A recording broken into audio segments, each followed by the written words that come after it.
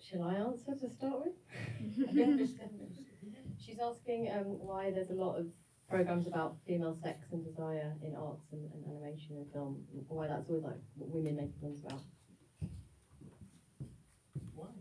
Yeah, I'll start. You can think about it. I've almost forgotten the question. Think about it. I think maybe it just becomes because you think, maybe we're all just really sex obsessed, like men, and it's like comes as a bit of a shock. Do women think about wanking all the time? Maybe they do. I don't think it would say it was exclusively when there's women's sections. Like if you take something like Tricky Women in Vienna, for instance, I mean some of their programs, it's a lot of political programs, a lot about work and as well, motherhood. All the there's so many themes, but. I mean, the one last year wasn't just about sex. There was a lot of other stuff in there as well. But I just kind of thought this was. Well, I started off thinking this will be hilarious, and then the more I sort of thought about it, and the more I looked at films, I actually ended up taking quite a selection of films where it's not necessarily a straightforward proposition. It's complicated. It's messy. So for me, I just thought I'm going to go sex this time. If I get to come back again, maybe I'll do it women making films about kittens. I don't know. Maybe not kittens. I'm not that keen on kittens, actually. Maybe it'd be like Mars bars or something. Yeah, I mean, in terms of animation, I don't know if female directors always make films about sex and sexuality. But yeah, maybe they just find animation to be a more accessible medium to discuss these kind of topics. But in terms of Pussy Willow, that's my only actual sex episode. So when you emailed me, I was like, oh, you've chosen a cheeky one. I write about all kinds of things, usually just the ridiculousness of British life a lot of the time.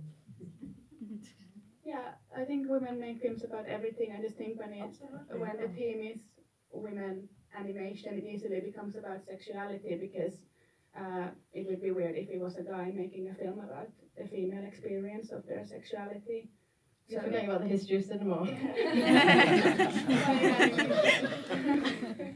Jez? I suppose there's also that sense that animation is actually very good at visualizing emotions and things that are hard to do in other ways. I'm thinking of, I suppose a good example is actually Ruth Lingford's other film, Little Deaths, where basically everybody's trying to describe what an orgasm is like, and it's sort of visualizing that, and it's kind of, well, it's a bit like, and actually sort of trying to actually describe something that is indescribable. And I think sort of that fits into the dirty word of love and emotions and sex and all those kind of things, and that kind of experiential, and actually it takes going into a slightly the kind of control of time and space and movement and colour, going into different realms that animation is so suited to, that actually it does engender that kind of filmmaking. So or those kind of issues in the filmmaking. So I think that there's partly that. It's a way of visualising things that we couldn't visualise another way.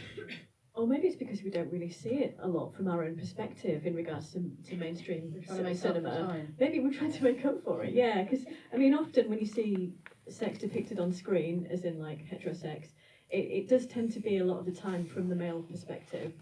But yeah, maybe I should stop here. We can continue listening to that. Yeah, what I can say is that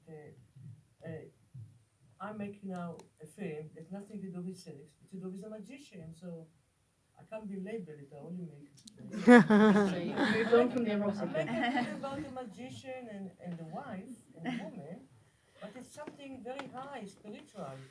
It's nothing to do, there is a little bit of sex in it, but only tiny. Just a little bit. But it's not the main issue. There's a really great book, which I can't totally remember the title of, Jane Pilling's Animating the Unconscious, is it? Something like that, but Jane Pilling wrote an amazing book, and it's not just about women making films about desire, it's also about men as well, and I would recommend it, it's a very good book. No, in that particular, sorry. Oh, go on. No, in that particular part, the sex between the magician and the woman creates a huge line that releases animals from cages. So it's very positive. Well, hopefully one day see it here. No, very soon. There was a question. Hi, thank you for the films. My question is kind of related. Also, just thinking about the creative and the curatorial choices.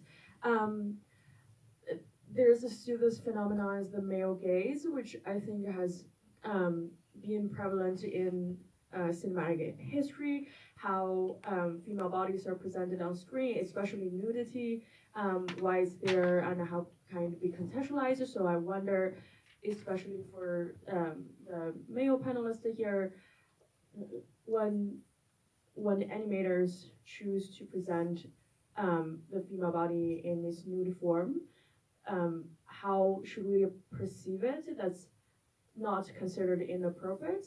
And in a way, especially it's relevant for the film called What She Wants.